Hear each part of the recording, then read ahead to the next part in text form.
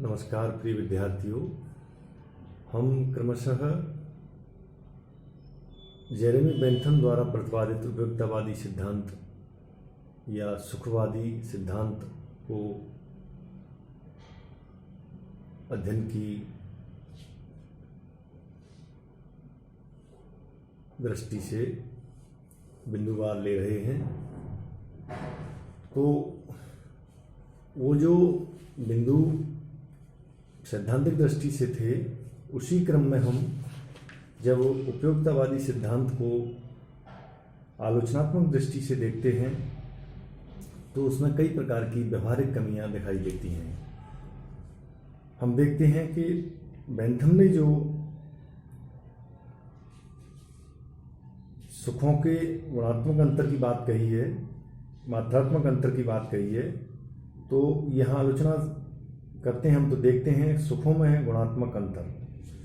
Bentham सुखों और दुखों के मात्रात्मक अंतर को स्वीकार करते हैं, गुणात्मक अंतर को नहीं, लेकिन सुखों और दुखों के गुणात्मक अंतर को स्वीकार करता है। मिल के अनुसार कुछ सुख मात्रा में कम होने पर इसलिए प्राप्त होते हैं क्योंकि वे श्रेष्ठ और उत्कृष्ट हैं। मिल तो यहाँ तक कहते हैं कि एक संतुष्ट शुकर की अपेक्षा एक असंतुष्ट मनुष्य होना चाहिए, कहीं अधिक अच्छा है। यानी एक संतुष्ट शुकर की अपेक्षा एक असंतुष्ट मनुष्य होना कहीं अधिक अच्छा है, तथा संतुष्ट मूर्ख की अपेक्षा एक असंतुष्ट शुक्रांत होना कहीं अच्छा है।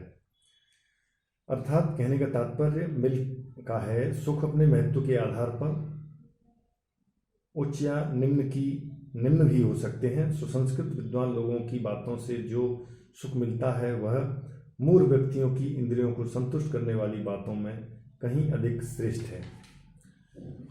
सुखवादी मापक जो यंत्र की बात कही है बेंथम ने, वह पूरी तरह दोषपूर्ण है। सुखवादी मापक यंत्र की धारणा का आधार पूरी तरह गलत है। सुख एवं दुख मानते हैं कि नापे जा सकते हैं, लेकिन आधुनिक प्रयोगात्मक विज्ञान यह बताता है कि सुखों और दुखों को मापना संभव नहीं है।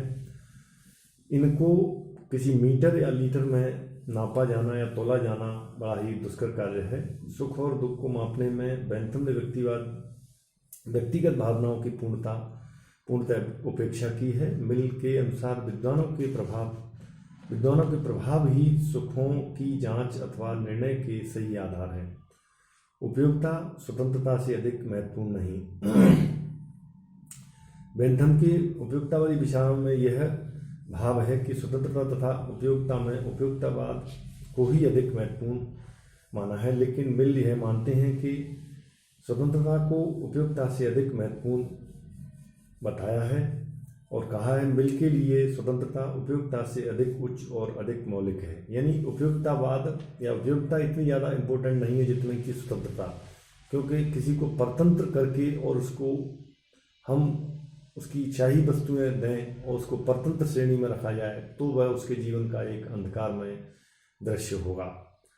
तो आवश्यक ये है कि फ्रीडम ज़्यादा महत्वपूर्ण है, न कि उपयोगिता। शालीनता और सम्मान पर अधिक बल। वेपर के अनुसार मिल ने जीवन का अंतिम उद्देश्य शालीनता को माना है, जबकि बेंथम सुख प्राप्ति के उद्देश्य को अधिक बल देते हैं।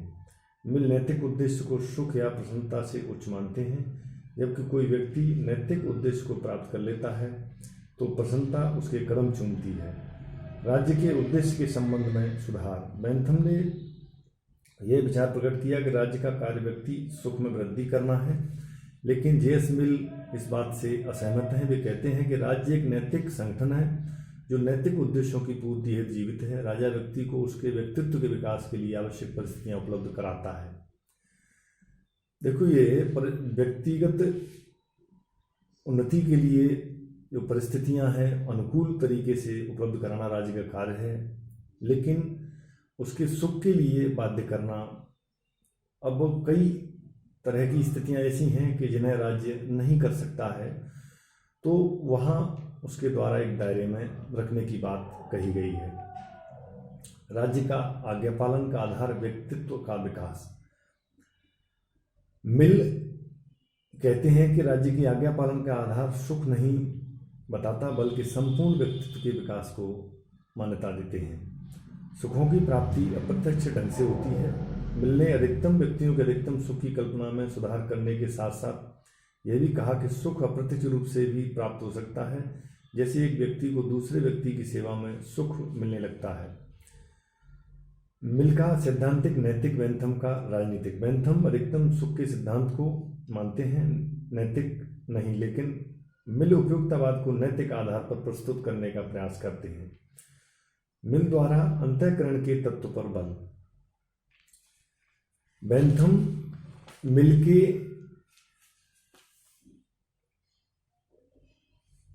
विचारों को परस्पर हम जब तुलनात्मक दृष्टि से देखते हैं तो मिल के विचार हैं वह अंतःकरण के तत्व पर बल देने वाले हैं। भौतिक बेंथम उपयुक्तवाद के भौतिक पक्ष पर बल देते हैं। मिल ने आंतरिक पक्ष को अधिक गहराई से देखा है। तो हम मानते हैं कि स्पष्ट रूप से मिल व बेंथम के उपयुक्तवादी विचारों में गहरा अंतर है। मिल ने बेंथम के विचारों में संशोधन किया, बेंथम की मौलिक मान्यताओं पर कुठाराघात किया है। मिल उपयुक्तवादी राजनीतिक स्वरूप को भुलाकर उसे नैतिक जीवन के अधिक अनुकूल बनाने की चेष्टा करते हैं। सेवायन मानते हैं कि ऐसा प्रतीत होता है कि मिल ने जो संशोधन किए हैं उनसे उपयोगितावाद के सिद्धांत को समाप्त होने की स्थिति मिली है, पर वास्तव में ऐसा नहीं है। मिल ने उपयोगिता में जो संशोधन किए हैं उससे उपयोगितावाद का आधार मजबूत हुआ है और उसे एक नैतिक आधार प्राप्त हुआ है। बिल्कुल सही है ये तथ्य कि नैतिक आधार पर ही उस उपयुक्तवादी सिद्धांत को एक विस्तृत एवं व्यापक स्वरूप की प्राप्ति हुई है, जो कि बेंथम के इस सिद्धांत को एक फीडबैक या संपुष्ट करती है। अब हम देखते हैं बेंथम के जो योगदान है या अनुदान है उसका कंट्रीब्यूशन है। तो इस दृष्टि से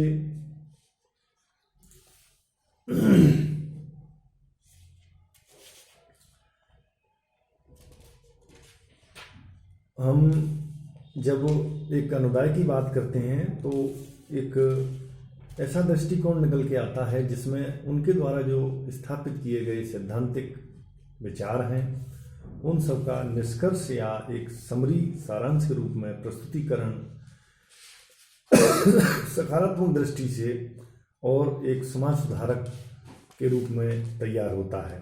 बेंथम एक प्रमुख महान सुधारक माने जाते हैं, एक रिफॉर्मर हैं।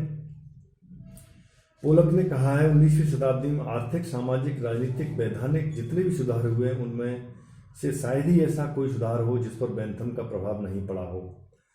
डेविडसन ने लिखा है भ्रष्ट और सीमित संसदीय पद्धति का सुधार, नगरपालिकाओं का व्यापक सुधार, तत्कालीन अत्यंत कठोर दंड विधि को नरम करना, जेल और जेल प्रबंध में सुधार, ऋण के लिए कारावास दंड का अंत, सूदखोरी संबंधी कानूनों की समाप्ति, धार्मिक परीक्षण का अंत, दरिद्र रक्षा विधि में सुधार, स्वस्थ भिक्षुकों की भिक्षावृत्ति को रोकना, राष्ट्रीय शिक्षा की एक व्यापक योजना, स्थानीय न्यायालयों को प्रोत्साहन देना, गरीबों के लिए सरकारी अधिवक्ताओं और वकीलों की नियुक्ति, वंशानुगत अधिकारों का व्यापक संशोधन और जन पदाधिकारियों का प्रत्यावर्तन, रिकॉल।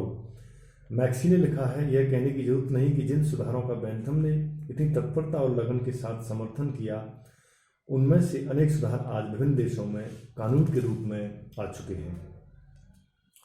बेंथम द्वारा जो प्रमुख सुधार किए गए उसमें हम देखते हैं शासन प्रणाली में सुधार की बात कही गई, रिफॉर्म्स इन गवर्नमेंट सिस्टम। उन्होंने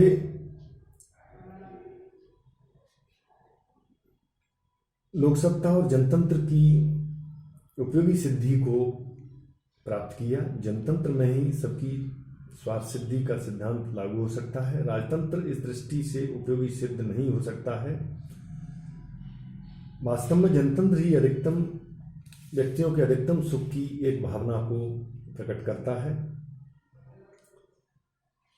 देखिए ईमानदारी के साथ उनकी जो आलोचना की जाती हैं अगर तो उसमें जनतंत्र की सफलता के प्रमुख जो तथ्य निकल के आते हैं, चाहे वह सार्वभौम वयस्क मताधिकार की बात हो, वार्षिक संसद की बात हो, एक सदनी व्यवस्था और गुप्त मतदान पर विशेष उनके द्वारा जो बल दिया गया। बेंथम ने पुरुष मताधिकार को पूरी तरह से समर्थन दिया। महिला मताधिकार पर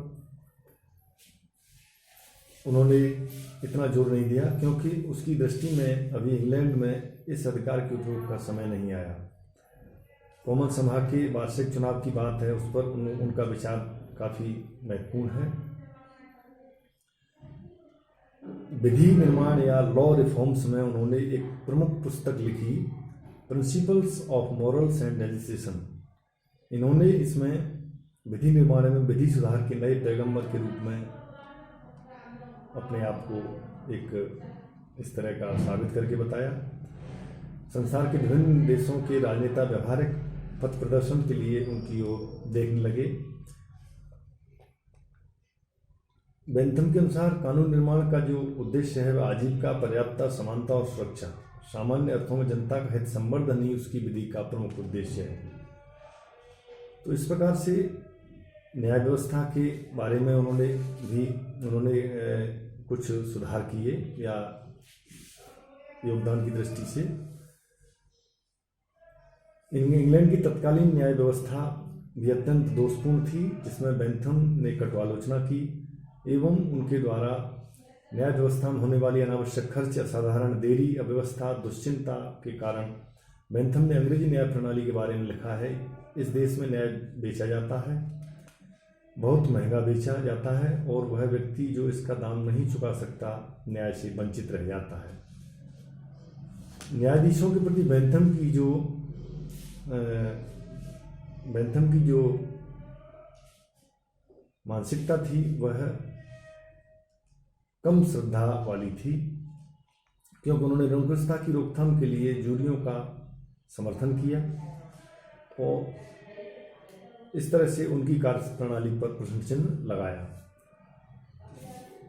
दंड व्यवस्था एवं जेल सुधार के बारे में, अपराध किस प्रकार का है, किस परिस्थितियों में अपराध हुआ है, अपराधी का उद्देश्य क्या है, अपराध से किस प्रकार के व्यक्ति को हानि पहुंचती है, और शिक्षा योजना के बारे में भी उन्होंने अपने विचारों को एक योगदान प्रदान किया। वह मॉनिटर पद्धति के समर्थक भी थे और कानूनों की जो संहिताकरण की बात है, न्यायिक प्रक्रिया में सुधार की बात है, रूढ़िवादी संकल्पनाओं पर जो उन्होंने प्रहार किया, राजनीतिक विज्ञान अनुसंधान शोध प्रवृत्ति को प्रोत्साहन के लिए एवं कल्याणकारी लक्ष्य की जो राज्य शासन की जो निश्चितता है उस पर, शासन एवं संवैधानिक व्यवस्था में सुधार की बात है, उपयुक्ततावादी सिद्धांत को एक दार्शनिक स्वरूप प्रदान करना, ये सारी चीज़ों को हम देखते हैं कि बेंथम के विचारों में एक महत्वपूर्ण स्थान है एवं अनुदाय की दृष्टि से ये अपने आप में एक बहुत ही महत्वपूर्ण स्थान रखते हैं। धन्यवाद।